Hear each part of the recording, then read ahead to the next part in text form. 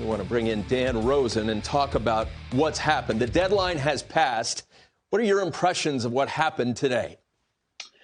Well, Tony, I think my impressions are that it was a buyer's market all the way through. And I think we've seen that. You see the Taylor Hall trade.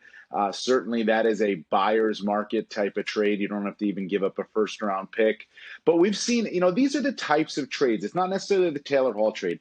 It's the Nick Foligno trade is a good one, too. It's a good example. But some of the smaller deals, the Matthias Janmark trade, some of these deals that we may in 2 weeks say, oh, yeah, remember that? And then in 2 months, we'd be like, oh, boy, remember that, how big that was for that team? Because those are the types of trades for contending teams, especially teams like Vegas, Toronto, where they find need. They don't just go out and get the best guy available. They find and fill holes and fill needs and do things along those lines. And Florida, I believe, has done that as well with Bennett, with Montour, and even with signing Nikita Gusev. So I think it's a lot of what I like to see at the trade deadline. We want to see these massive trades. Like, would it be great to see Johnny Gaudreau get moved today from Calgary? A massive blockbuster? Absolutely. More than likely, you'll see that in the offseason, that type of trade. It's these types of small, not necessarily small trades, but filling need type trades that make the biggest difference at the trade deadline.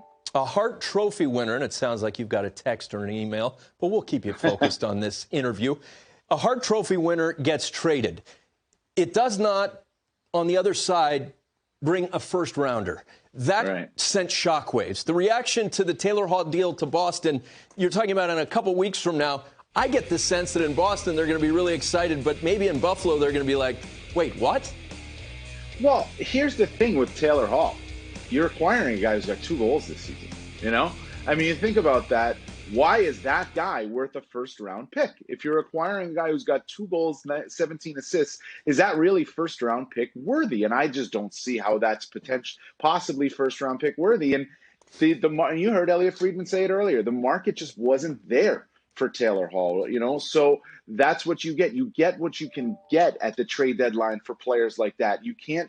Unless you have a bidding war, you're not going to get somebody to overpay. And right now, if you look at it, people say the Nick Foligno trade, oh, look at what Toronto got for Nick Foligno and look at what Boston got for Taylor Hall. Well, Toronto, different trade, different value, different skill set, different need, whereas Boston was like, hey, this market's not that great for a Taylor Hall. We're going to give you that second-round pick and this player, Anders Bjork, and we're going to say, give him to us because I don't think you're going to find a better deal, and you're going to wait until the deadline day. Go ahead and try, but you're probably not going to find anything better out there, and that's pretty much what Buffalo ran into, I think. So it becomes a need issue. It becomes a want issue, and Taylor Hall, I think, is going to be a real effective player for the Boston Bruins. I think it's a great fit for the Boston Bruins to get Taylor Hall, perfectly slot him there on the second line with David Krejci, a terrific playmaker, play him behind Brad Marchand so he doesn't have that type of frontline scoring pressure.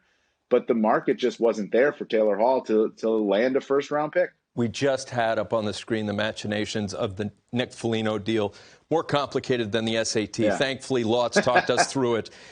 His fit, though, the character on the ice, off the ice, everybody raves about Nick Foligno. How will he help the Leafs?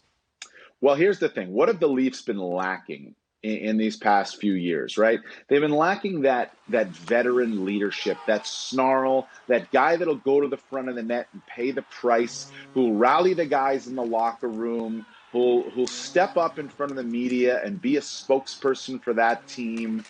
They have the skill.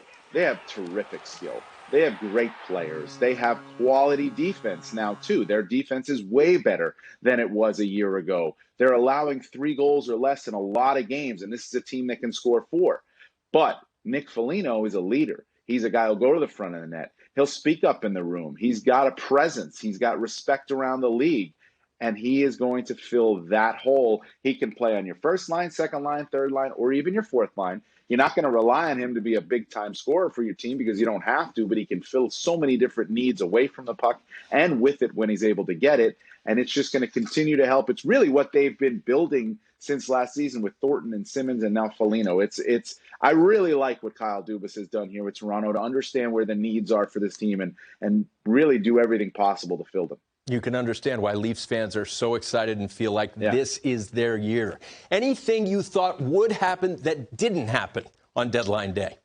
Yeah, I'm wondering about the Detroit Red Wings. Some guys there. I thought Jonathan Bernier would get moved. Some teams be looking for goaltending depth and whatever. And you still could see some things trickling in here after the deadline has passed. In fact, just recently saw that Eric Branson got traded or is getting traded to Nashville. I don't know if that's official yet or not. You remember the Senators picked up Victor Mete, opened more fits what they're looking at in terms of the youth on that team, and so they can move Branson, who's a UFA. But I thought the Detroit Red Wings would be more active.